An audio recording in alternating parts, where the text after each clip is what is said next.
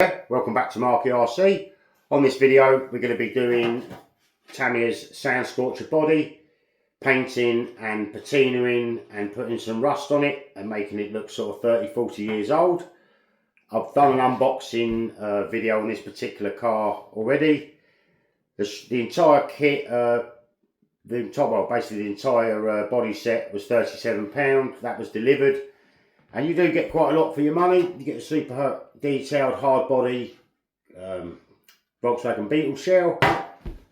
Also driver figure, sunroof, rear lights, rear number plate lights, steering wheel and number plates. Get the chrome lights and wing mirrors, which is pretty cool. Bag of hardware to hold it all together. Front nose cone and rear exhaust tips. Glass, rear lenses, front lenses, so you can actually run a light kit in this. And Tamiya's awesome Baja inspired decal sheet. Did ask on the channel what colour to paint it, whether to go the original blue and white box art or go the alternative red and yellow, and red and yellow one hands down. So I've ordered the paint to do that, but prior to painting I've sanded this body down with a sort of 60 grit, wet and dry.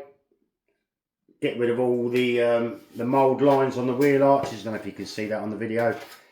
Both sets of wheel arches have a horrible mould line through them, so sand them off.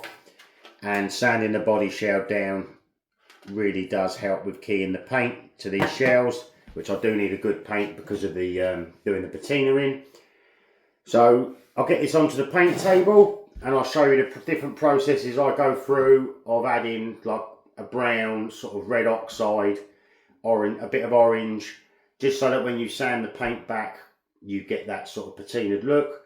You're also going to use some rock salt and some hairspray, and I've got this solution called YK Rust, which you dab on like around where you want the rusty areas. You put the activator on, leave it overnight and you get proper rust, and then you can just seal it with a clear coat. So let's get this Beetle shell on the paint table. I am going to use a Mark 1 Sand Scorcher chassis for this build. I think that's going to look super cool because all the metal's sort of patinaed down quite a bit now and nothing's shiny anymore. Don't know whether or not to keep all the headlights chrome and the wheels chrome, not too sure on that, or whether to patina them out. Would look quite cool. I think having chrome wheels and chrome headlights and mirrors, and the rest of the body super patinaed. But as with all these projects, they sort of progress as you go along. So let's get the car on the table and start laying down that paint. Right, here we have the Sand Scorcher now, all sanded down with some 600 grit paper. Gone over the entire body. I've also rubbed in all the bumper line. Now it's time to give it a coat of plastic primer. I'm going to use dark grey for this, so it represents like a filler. Doesn't matter how heavy the first coat is, because I'm going to give that a little sand off anyway. Make sure you use a plastic primer, because it won't work otherwise and the paint will flake off.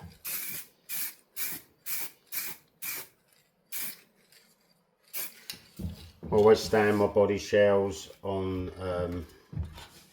a paint lid, a paint tin, sorry.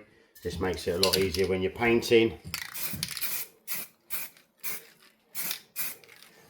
Try not to go too heavy over the details, because otherwise you'll lose them. They'll end up filling up with paint.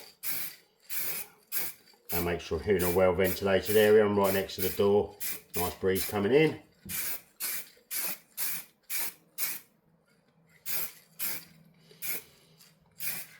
So there we have it. One coat of grey primer, plastic primer. And as the body's being patinaed, not too bothered about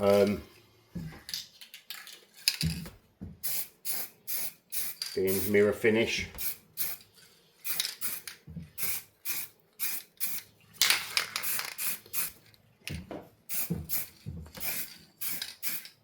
There we have it, first coat of grey plastic primer, and then I'll show you what the next few coats of the different colours I use. So I'll let that body dry off for about 15-20 minutes, and then I'll show you the next stage in the paint job. Alright, the paint has dried now on the plastic primer undercoat. I've got a red oxide primer and a camouflage brown paint. I'm just going to lightly apply these to the areas where you normally get rust occurring on one of these buggies. So I normally go with the brown. I've soaked the can in a nice bath of warm water just to sort of make that paint a little bit freer. So I'm just going to rust basically round where you get a bit of rust areas.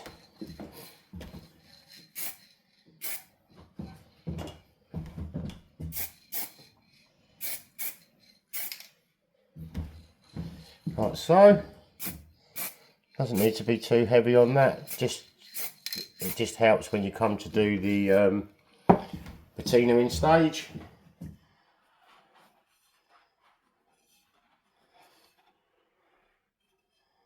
I tried it before covering the whole car in brown, but it doesn't really make a lot of difference, just to those points where you're going to patina it later on. And then I'll go straight in when that's wet with the red.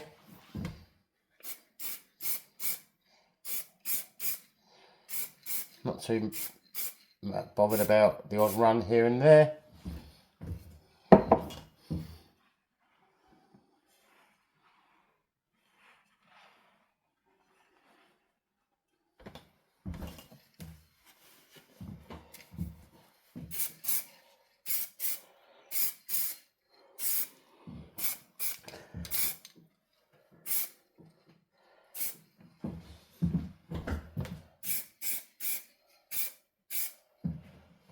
And that's pretty much it. So as you can see,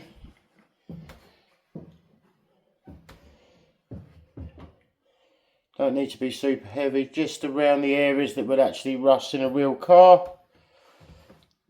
So next stage I'll be doing the masking up and getting ready for that yellow and red paint job over the top. Alright, here we have the body now, back on the paint tin. We're going to be using TS16 to do the alternative red and yellow paint job on the sand scorcher. So let's get painting.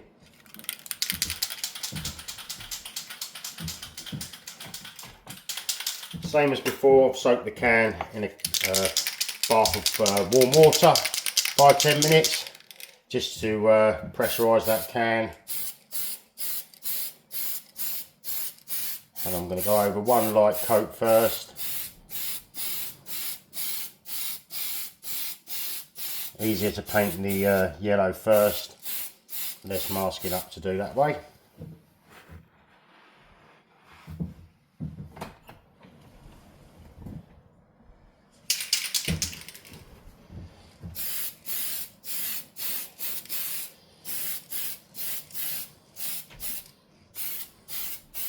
Same again, try not to go too mad over where you've got body detail.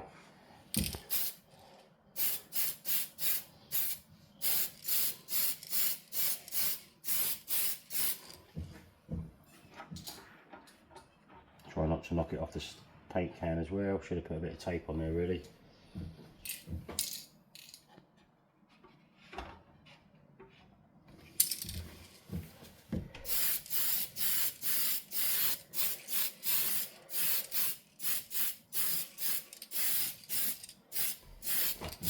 So there we have the yellow, first coat of yellow on.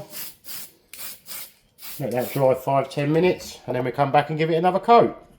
Right, there's the first coat of paint dry now. And you can see the brown and the reds coming through. Give it that sort of semi-patinaed look. So I'm going to give it one more coat of yellow and then I'm going to mask her up and do the red accents on this particular body. So I don't want to go too heavy. just to take a bit of that brown away, and then when I come in with the rust and the sanding down bit, it should expose all the brown underneath, the brown and the red oxide.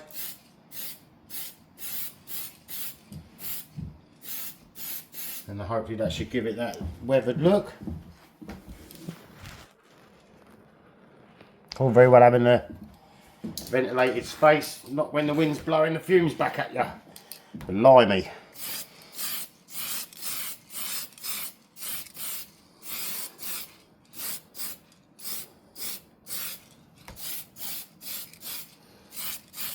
Right, I think that'll do on the yellow. So we get it all masked up, ready to put on the red. Right, here we have the first coat of red. As in before, the footage for the paint, the first coat of paint has completely vanished off the face of the earth. But you can see the masking on the side and on the bonnet and on the roof. So I'll give it one more coat of red afterwards, take the masking tape off, and then we'll see what it looks like. Right, just about to put the last coat of red on now.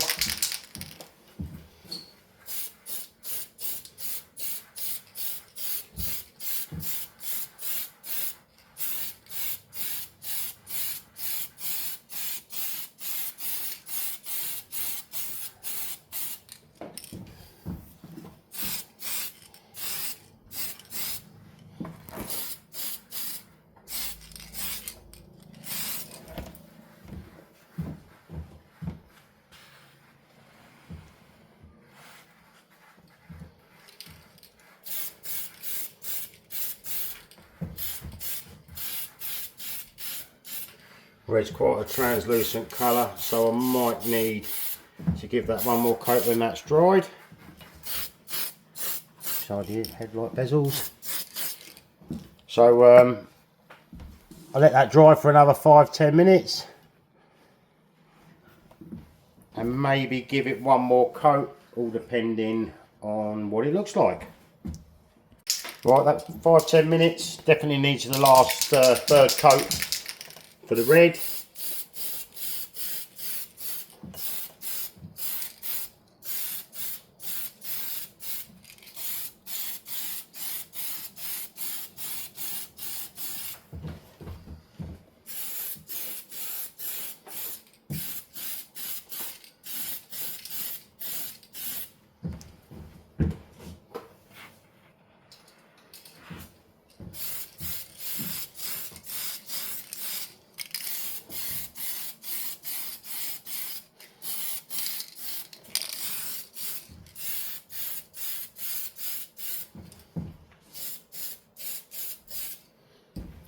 Right, that's the third and final coat. Leave that to dry for 24 hours and then I'll take the tape off and show you what it looks like. Here we have the body shell now. I've taken all the tape off. We've got a couple of little bleed throughs, but nothing too major.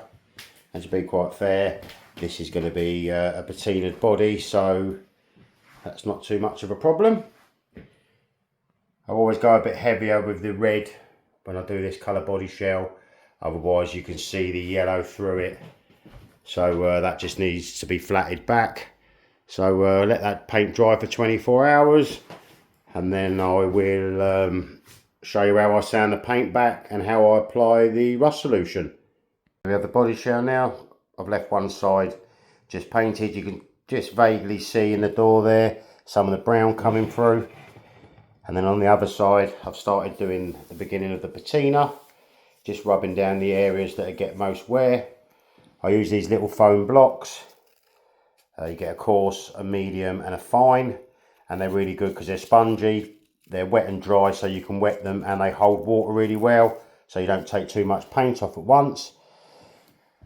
Basically just a little bowl of warm water. Get one of your little sanding blocks, one of the little blocks, and then really you can go as mad as you like.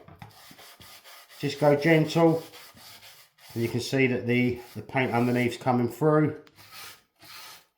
And the harder you sand, obviously, the more you take off. I like to try to keep it in like a sort of circular motion. It just looks a little bit more realistic, and you don't see the scrape marks. And you can sort of add as much or as less as you like, really. So that's the first stage. So I'll do the other side of the body, and like I say, just try to highlight those areas that would really sort of catch the weather. I'm going for sort of like a more sort of patinaed, vintagey look, like it's been polished and sort of semi looked after. So I'll get onto the other side. I'll sand that down and put the first edge of patina on.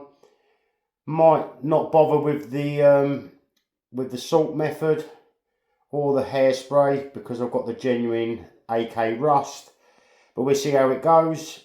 Might put a little bit of rust pitting up there with some salt, and maybe just across the front there, because that's the hard areas that would really take a battering. So let me get the other side done and I'll show you what it looks like. Here we have the body now, first stage of the patina done. Got rid of the shininess, it looks like it's been polished loads, and the rear. So next stage is remask up the front, and then I'll show you how I make it look all pitted by using rock salt and just some normal water. Here we have the sand scorcher now, all remasked. So light coat of water, some salt, sprinkle it on. I like to just give it a little grind in. A little bit on the roof.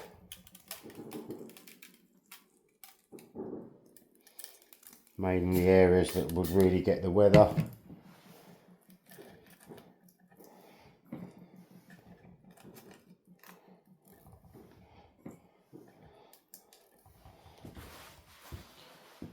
Give that a few minutes just to sort of dry out a little bit, and then we'll hit it with a coat of red paint. Here we've got the sand scorcher now. Just give that salt a light coat of red just over the top of the salt granules. So hopefully when we wash that off, it should give us sort of a pitted effect, which makes the when you put that AK rust solution on, makes it look absolutely awesome. You can't really go wrong on this stage. So let's let that dry for 5 minutes, and then I'll wash all that salt off. This is the AK rust solution. You get a pot of the iron, and then you get an activator. Paint it on, let it dry, put the activator on, and then it naturally rusts. So this is how I apply it. Right, pour a little ramekin of the solution. I get a pretty stiff brush, and I'll just basically dab on where rust would naturally occur.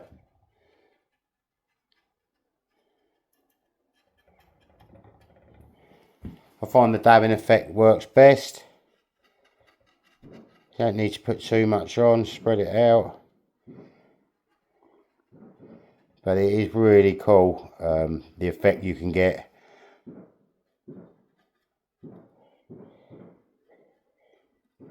So basically that's how you apply it. You just dab it down where you'd naturally get rust occurring. Just work your way over the areas you want to rust out. And then I'll use like a stiff brush for like the stippling. And then I'll use a nice soft brush for when you put in like larger areas on. So nice soft brush. So don't load it up too much. And then for like if you're doing sort of larger areas, you can almost match up where the little pits are from where the salt was.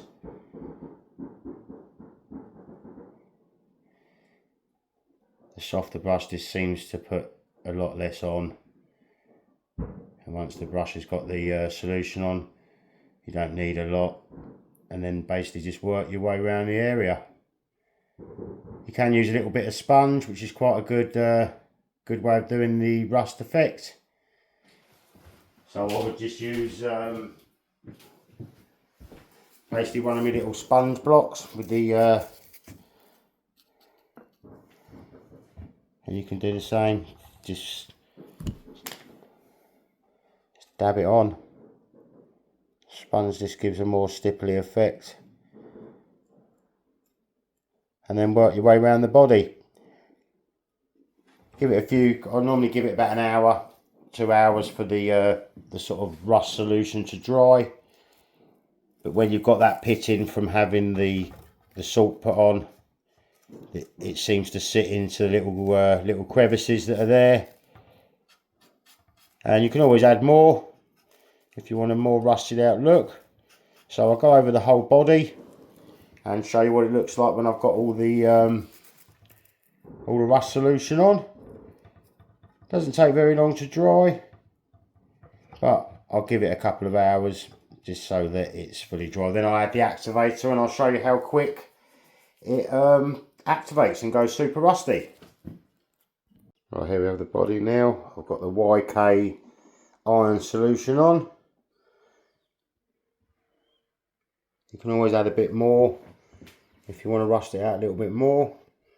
So now I've basically got the activator in a pot, like so. Don't need much. And I'll just go round, dabbing over where I've applied the iron filing paste, the first part of the YK's kit, and just work your way around the body. Anywhere that hasn't really got any activator on, just touch in and dab in as well. It just spreads it about a bit. Now I'm going to give that 20 minutes, half an hour, and it should start to oxidise. Leave it overnight and it will oxidise even more. I've even left the body shell out in the garden overnight so the damp gets it. So let's leave that now till the YK stuff's all dry, and I'll show you what it looks like. Alright, here we have the sand scorcher now with the AK rust solution, solution and activator. Why I keep calling it YK, no idea. But we have a perfectly restored, absolutely immaculate original sand scorcher in the box art library. And then we've got the alternative colour scheme, which is the red and the yellow.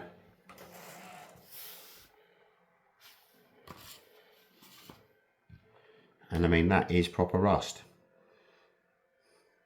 The longer I leave it, the more it oxidises. And if you want it to really go oxidising and run, I'll just leave it outside for a couple of evenings in the damp air. And then once it gets to the point of where I'm happy with how much rust has appeared, I'll just give it a flat clear coat just to seal it in. So the other thing now is, do I put all the chrome on and leave it chrome, or do I put the chrome on and patina it? Same with the wheels. Do I leave the wheels like new, they're off a Rough Rider, or do I patina the wheels as well? Let us know. So if you want to leave any comments in the comment box below. But I am taken back by how good that product is. Absolutely epic.